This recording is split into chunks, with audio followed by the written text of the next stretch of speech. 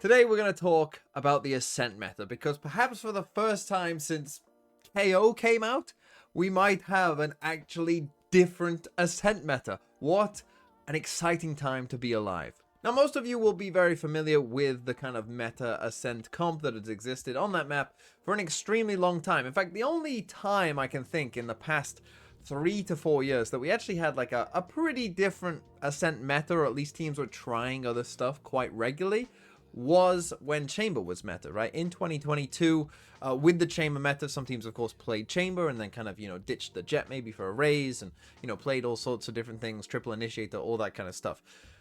But even then, even when we were at the peak of the Chamber meta, still the best team on Ascent at the time in Loud was still playing the meta comp. And then other teams towards the end of like Champs, the better teams, even Optic, who of course had Yay, the best Chamber by a mile, even they went back to the Ascent meta comp at that point in time. So that just shows you like how ingrained this comp is to the map.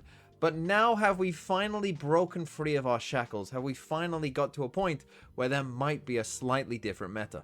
So what we're going to do is go through the 4 different classes and talk about what we might expect on this new Ascent. Well, we'll start with the easiest one, which is the controllers, because for the controllers, this one is probably not likely to change.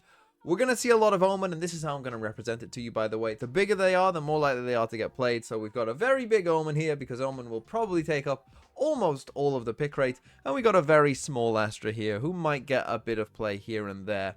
In some kind of combo comps, maybe people might prefer Astra over Omen, but I think that Omen will still be the dominant choice. We aren't very likely to see double controller either, I don't think. It is an idea that was tried a couple times, when Viper was kind of at the peak of her power, but for the most part, I think it's pretty unlikely in the meta that we're in now that we see double controller, so it will be mostly Omen. For the other classes, though, there is a lot more debate, and first let's talk about the Sentinel class, because even towards the end of last year in 2024, there was a debate even between Killjoy and Cypher then. We actually saw quite a bit more Cypher than we had previously on Ascent. And so towards the end of 2024, we actually kind of had almost like a 50-50-ish split of, some teams sticking with their Killjoy, the old tried, true, and tested, and some teams switching over to the Cypher because they just thought that Cypher was better.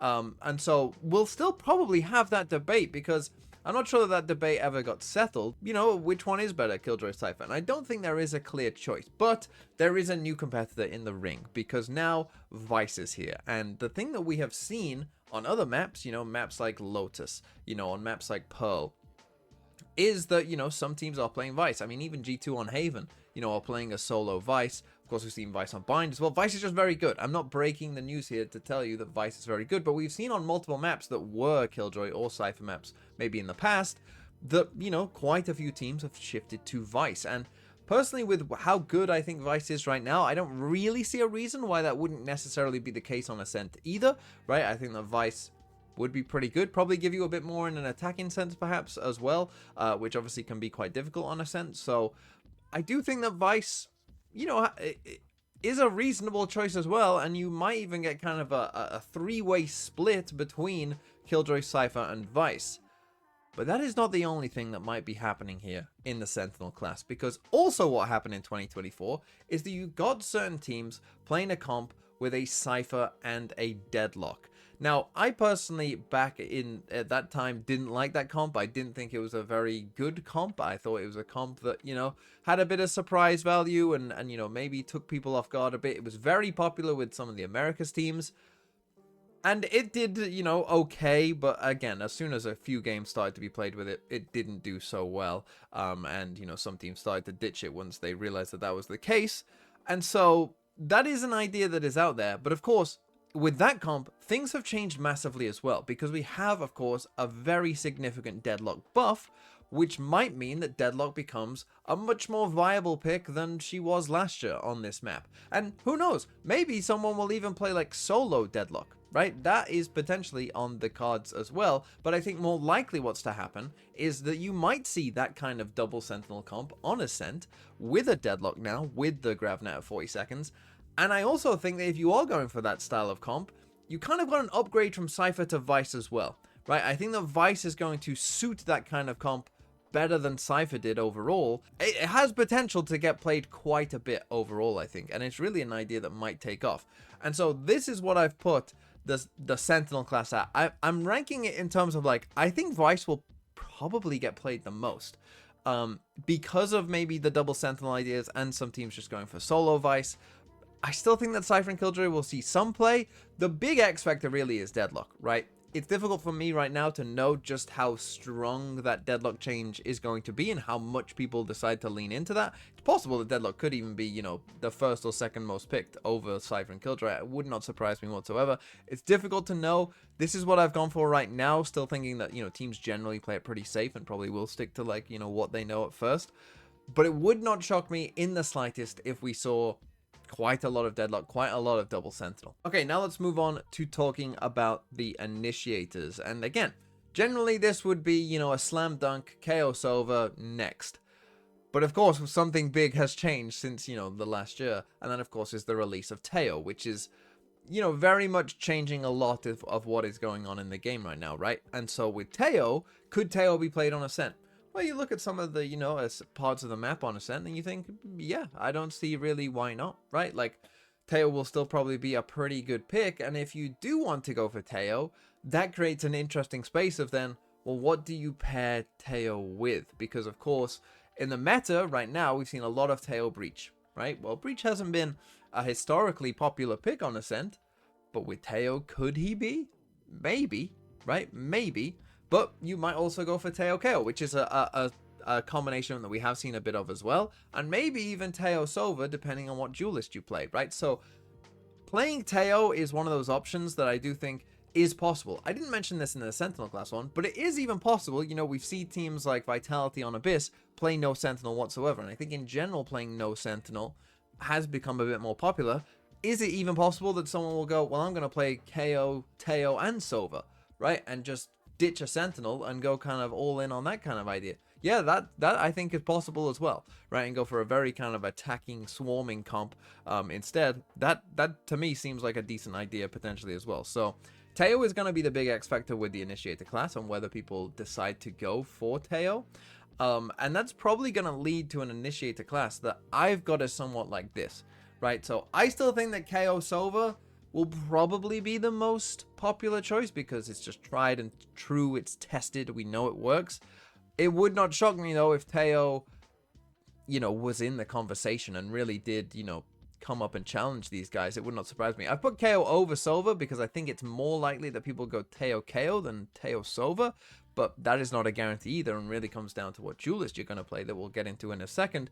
And then Breach, I think that some teams, you know, might just say, hey, we're playing Teo Breach on all these other maps. You know, why not just play Teo Breach on Ascent here as well? We think it can work. And there are probably enough good stun lines from Breach and also a bit of surprise value that people might not be ready for playing as the Breach on Ascent, that you'll probably find a bit of value from it, a bit of extra value that you might not expect to, especially early on. So this is what I've got the Initiator class as.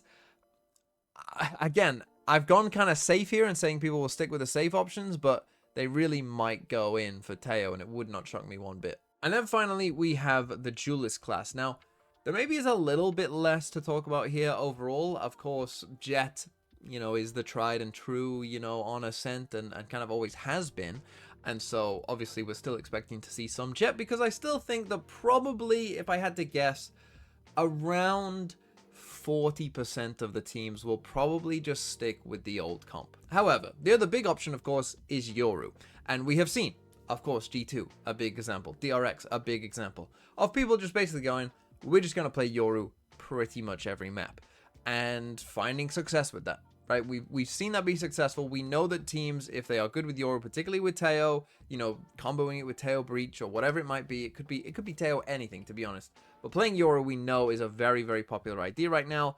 And it would not shock me if we saw that on Ascent as well.